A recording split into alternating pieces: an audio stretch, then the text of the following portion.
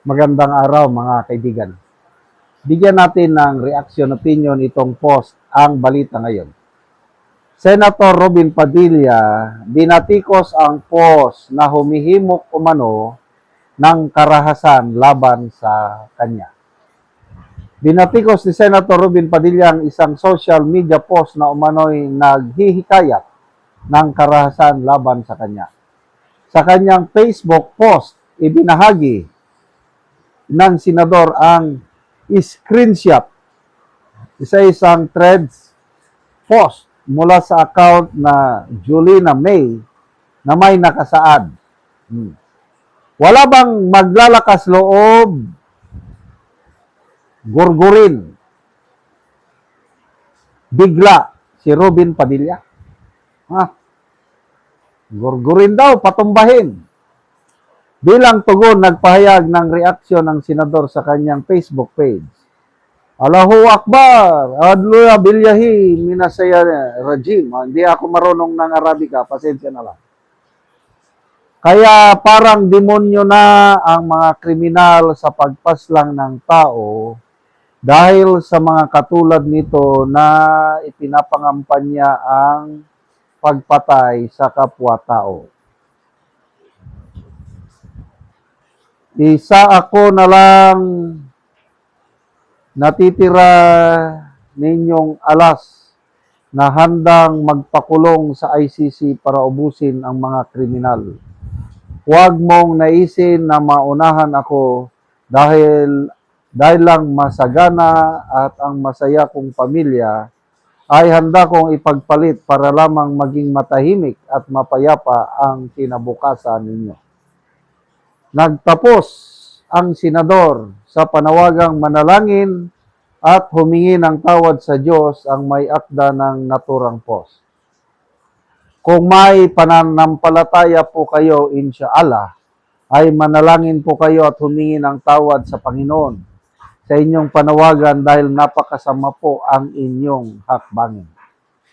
Ang reaksyon ni Padilla ay dumating sa gitna ng mainit na talakayan sa social media kasunod ng kanyang panawagan na ibalik ang death penalty matapos ang brutal na pagpatay sa isang motor taxi rider sa Caloocan.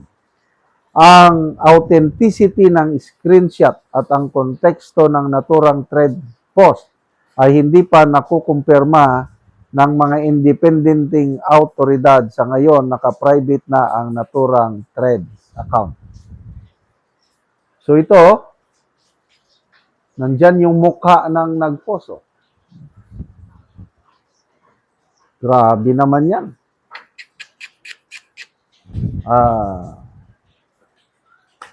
Anyway, ganyan na ang ating bansa ngayon. Malayong malayo, panahon ng ating minamahal na Tatay Digong. Hindi naman perpekto ang administrasyon ni Tatay Digong. May mga kapalpakan. At isa sa mga namimiss ng karamihan ay yung kamay na bakal. Ang mga adictos benedictos ay takot dahil alam nila hindi sila sasantuhin ng administrasyong Duterte. Ito ngayon, sa sobrang bait ng administrasyon, baliwala. Nandyan, naglipahan na naman ang mga adictos benedictos. Yung sumaksak sa motor taxi rider. Sigurado yun, adictos benedictus yun. Nabigla lang daw siya.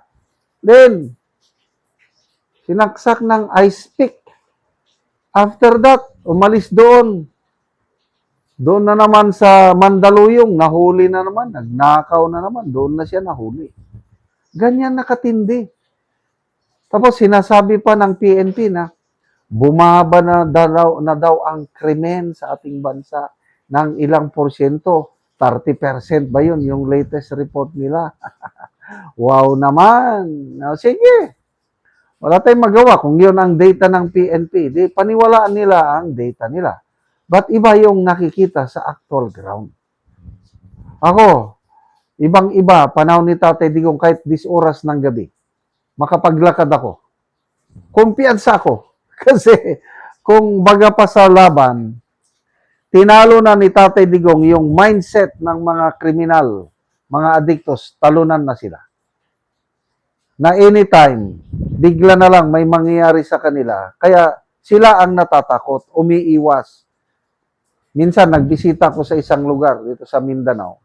Sir, sabi ng asawa ng sundalo, tahimik na po dito. Bakit?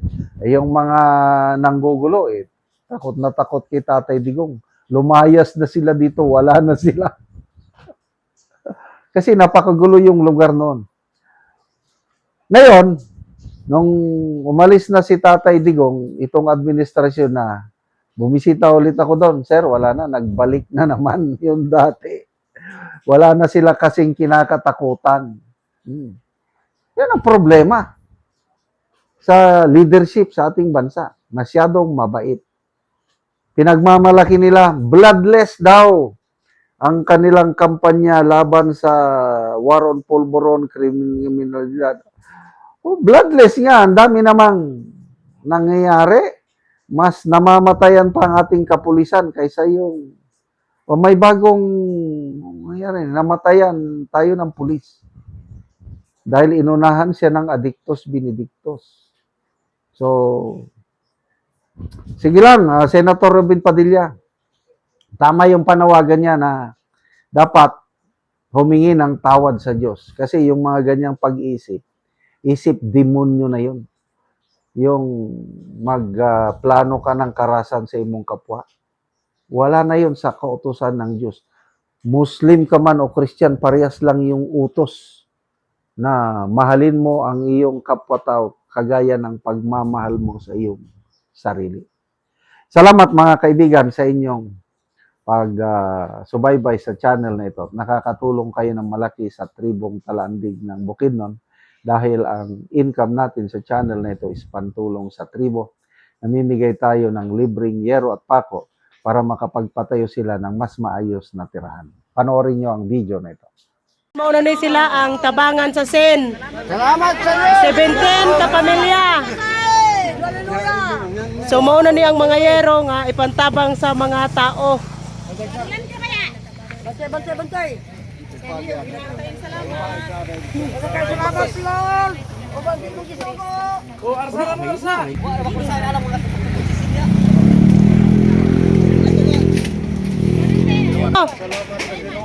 Salamat sa Ginoo, natagaan mixed. 17 ka pamilya sila karon. Ang matabangan o gero. Pagkaroon na anak ko diri sa balay ni Junel Linggian nga taga Barangay Tikalaan, Purok 3 San Alahay, Talakag Bukidnon. So mauna ni ang natabangan o gero. Pulihan niya karon ay mga buslot na ang iyang atop. O muna ni ang gihatag nga 8 ka buok nga yero nga 8 kataas. Nga iatop karon.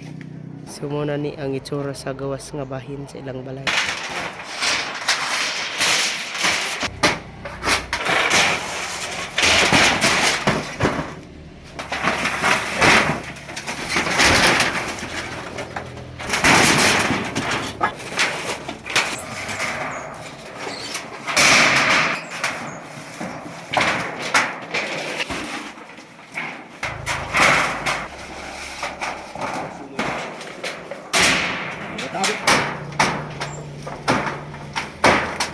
Ug karon human na sa pag-atop ang ginatabang nga yero. So nakatop na gid ang gitabangan ani. Una, salamat kayo sa Ginoo nga natabangan ka pilmig katabang ani libre nga sin o